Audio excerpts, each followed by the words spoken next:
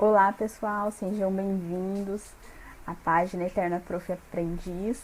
Hoje nós vamos falar um pouquinho sobre a redação, tendo em vista que a primeira fase do Enem é amanhã, onde acontece também esse temido evento.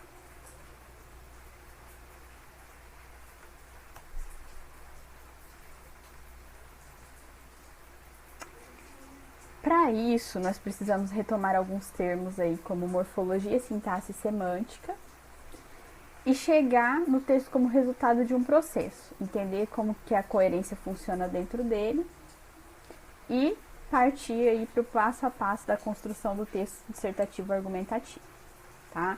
Então, para quem não se lembra, morfologia, toda vez que essa palavra aparece, a gente precisa ter em mente que ela fala sobre a análise isolada das palavras, ou sobre a formação das palavras, ou sobre a classe a qual elas pertencem. Se é um substantivo, um artigo, um adjetivo, um numeral, um pronome, etc. Toda vez que nós virmos a palavra sintaxe ou análise sintática, nós precisamos nos lembrar que isso se refere ao emprego da palavra já dentro de uma frase, dentro de uma construção. Se ela é sujeito, se ela é predicado, se ela é predicativo do sujeito, do objeto, qual é o emprego dela dentro de determinado contexto. E a semântica se refere ao sentido, ao significado da palavra também dentro de um contexto. Nós sabemos que a mesma palavra pode ter diferentes significados dependendo de onde ela está inserida. E isso é semântica, tá? Bom, então começamos aí. A origem da palavra texto, tá? Vem do latim, significa construir ou tecer.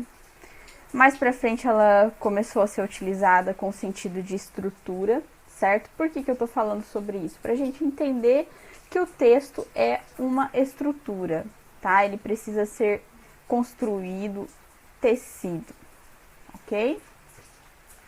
Por mais que a gente queira, não tem como encomendar, por exemplo, uma casa de alvenaria e ela chegar de helicóptero ou de balsa e a gente só colocar ela em cima do terreno. Com o texto é a mesma coisa. Ele precisa ser pensado passo a passo. E é isso que nós vamos aprender hoje. Tá? Então, fazendo aí uma analogia, nós teríamos a base, que seria o nosso conhecimento, a base dessa construção. A gente pode associar aí o cimento aos mecanismos linguísticos que determinam a semântica. Lembrando que a semântica é o sentido, o significado das palavras, tá? Os tijolos seriam como a morfologia, quer dizer, cada palavrinha isoladamente, que juntas depois vão ter determinado papel. E a ordem da construção, como que ela é feita, seria a sintaxe, tá? Que isso é proposital, não é aleatório.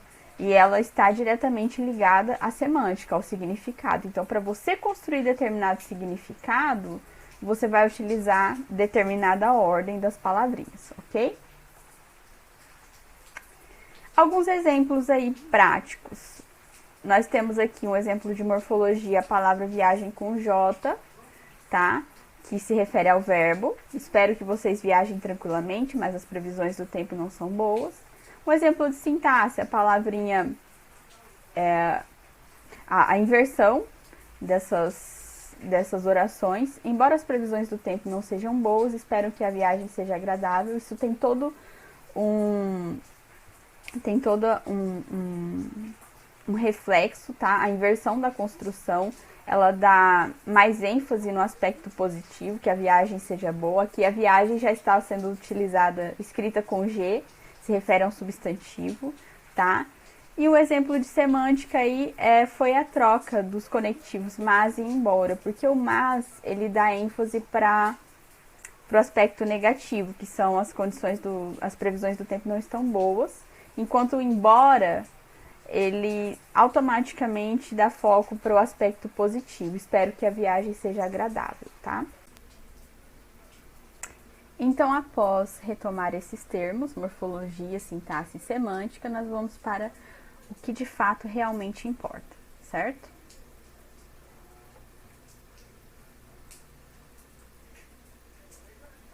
O texto dissertativo argumentativo, tá? Então, o que, que seria? Dissertar é produzir razões em favor da sua opinião e argumentar é você sustentar isso, né, com dados concretos, enfim. E você precisa, nesse texto, convencer o seu leitor de que o seu posicionamento ele é coerente, pelo menos, certo? Ao longo dos meus anos aí como estudante, como professora, eu desenvolvi alguns passos. Pode ser que vocês encontrem outros aí por afora, mas esses aqui são os que eu costumo trabalhar com os meus alunos e vou passar para vocês hoje, tá? Então, o primeiro passo é compreender a proposta, porque nós temos até dados aí que mostram que muitos zeram a redação por falta de compreensão da proposta, então precisa ler com atenção e realmente entender o que está sendo pedido. Depois, você vai se posicionar em relação a esse problema exposto, sim, porque é um texto dissertativo argumentativo, você tem que ter um posicionamento sobre o assunto, tá? Após você se posicionar, você vai selecionar 3 argumentos importantes ou ideias importantes sobre isso, que defendam o seu posicionamento, porque na verdade a gente sabe muitas coisas e na hora de colocar no papel a gente precisa selecionar, porque senão fica complicado. Então, eu costumo pedir que selecionem 3 ideias importantes que defendam o seu posicionamento. E por fim, você vai redigir o texto, né, de maneira coesa e coerente, utilizando a estrutura exigida pelo gênero, que é a introdução, desenvolvimento e conclusão. A introdução, eu costumo dizer para os meus alunos que é uma espécie de propaganda do texto. Nela você vai citar as principais ideias, aquelas 3 que você selecionou, de uma maneira sucinta, que estimule o leitor a continuar lendo o seu texto. E aí você vai atingir aproximadamente 5 linhas. Pode passar? Pode, mas não muito, porque você tem um limite de 30 e você precisa dividir a estrutura desse texto, porque faz parte também do gênero. Você não pode fazer aí uma introdução com 10 linhas e depois 2 parágrafos de 10, vai dar ruim. O desenvolvimento. Aqui você vai desenvolver aquelas 3 ideias que você selecionou, de preferência cada uma em um parágrafo, que seja conectado ao outro, porque isso é que vai deixar o seu texto claro. E só aí procura já estabelecer aproximadamente 5 linhas para cada um, porque daí você já vai ter um texto aí de no mínimo 20 linhas, juntando as 5 da introdução mais as 15 do desenvolvimento. E a conclusão, que é o espaço onde você expõe a solução para o problema exposto, né? E aqui os examinadores eles esperam ideias, como que eu posso dizer, originais e autênticas, né? Nada assim de generalizar e tudo mais, e trazer coisas que todo mundo já está cansado de saber. Eu tenho aqui 2 exemplos de redações que eu fiz com os meus alunos. O mesmo tema, eu escrevi a favor e contra, para mostrar para eles que o argumento bom é aquele que não pode ser contestado. Independente se a pessoa é contra ou a favor, você amarra, né? Porque são coisas que ela não pode contestar.